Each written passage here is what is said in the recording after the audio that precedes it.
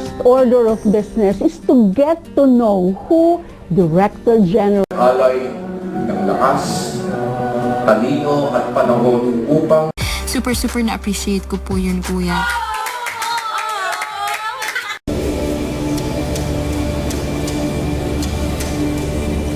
Nakakapambabaw na ng tulog mo. Wala naman kayong salapi kaya hindi kayo makakapagsugal ngayon. Madali naman ako kausapin eh. Oh, 100.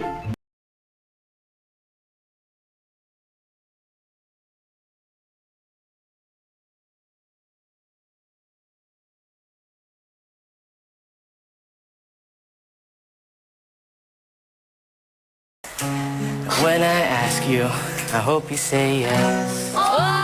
Hanggang 89 years old. Ang mga datos ay mula sa pagbabantay ng Department of Health sa Ladies and gentlemen, referee Chris Tiones called a stop to this contest.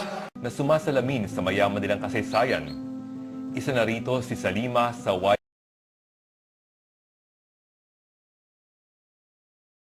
chooses to go out, although lumabas na siya sa Saudi Arabia. So hindi niya yung wala pa executive session under those circumstances, and will the information Sa akin,